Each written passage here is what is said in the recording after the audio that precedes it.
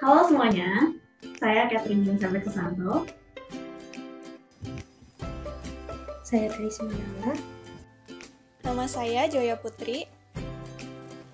Saya Tesalonika.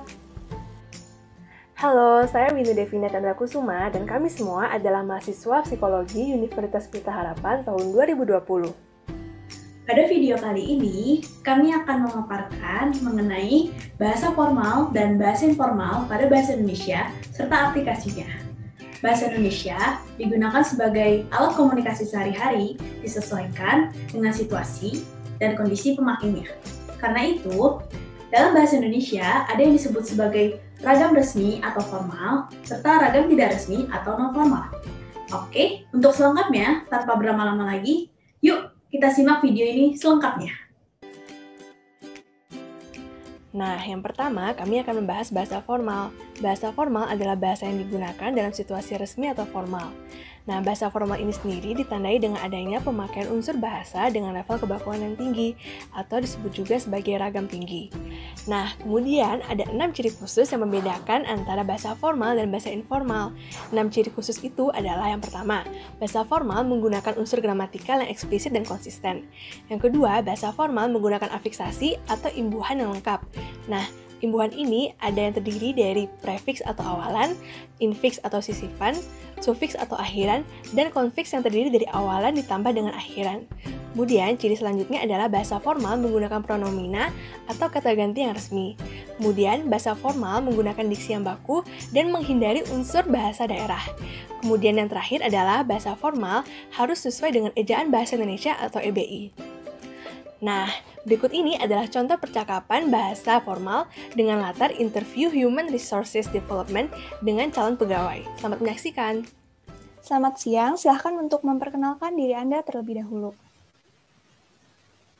Selamat siang, Bu. Perkenalkan, nama saya Grace Manuela, biasa dipanggil Grace.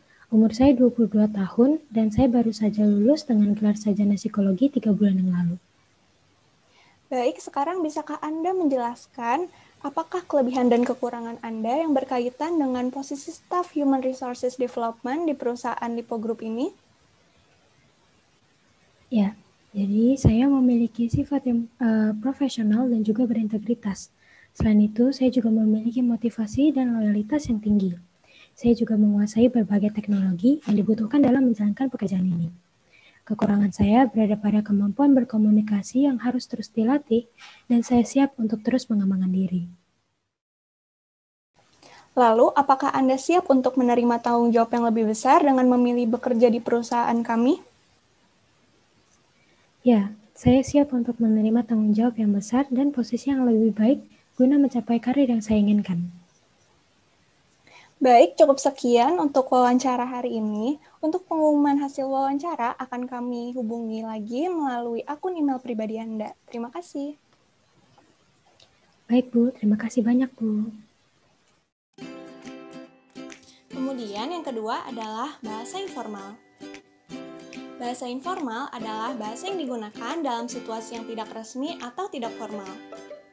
Bahasa informal ditandai dengan unsur bahasa dengan level kebakuan yang rendah atau bisa disebut juga sebagai ragam rendah.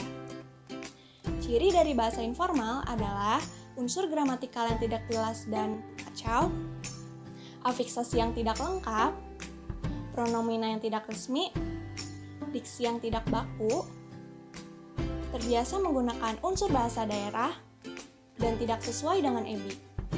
Nah, berikut ini adalah contoh percakapan kerja kelompok dari mahasiswa jurusan psikologi. Selamat menyaksikan. Hai guys. Hai, morning all. Gimana? Kalian tugas file-nya udah pada sampai nomor berapa nih? Halo, gue aja baru selesai sampai nomor 2 ya kalau nggak salah. Sumpah masih mending. Gue nih lihat masih nomor 1 coba. Duh, gue nggak paham banget deh sama sistem saraf.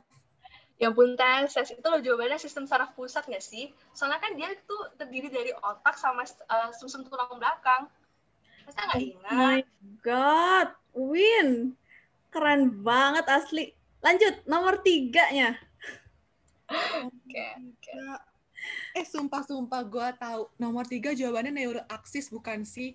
Gue inget banget Pak Diki pernah bilang ini di kelas. Oh my god. Ya ampun, tumben banget tes lu kok bisa bener. Gue kira lu tidur aja di kelas, ternyata perhatiin juga ya. Pasti gara-gara Pak Diki nih ya.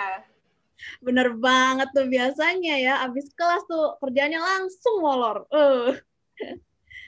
Ya, kebetulan aja waktu itu pas gue lagi melek.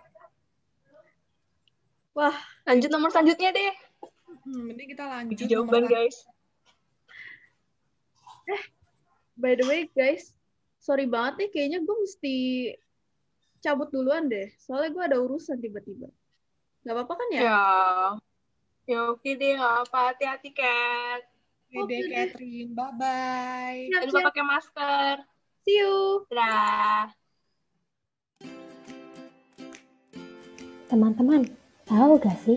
Ada semboyan pergunakanlah bahasa Indonesia yang baik dan benar, utamakan bahasa Indonesia, lestarikan bahasa daerah, dan kuasai bahasa asing. Apa ya artinya? Nah, maksud dari semboyan tersebut adalah fokus bahasa formal yaitu mengutamakan bahasa Indonesia, fokus bahasa informal yaitu mengutamakan bahasa daerah, dan dicampur dengan bahasa asing. Ini penting banget nih buat kita perhatikan sebagai warga negara Indonesia. Nah, seperti itu teman-teman, penggunaan bahasa formal dan informal dalam berbahasa Indonesia. Terima kasih untuk teman-teman yang telah menyaksikan video ini hingga akhir. Kami semua pamit undur diri. Sampai jumpa di lain waktu.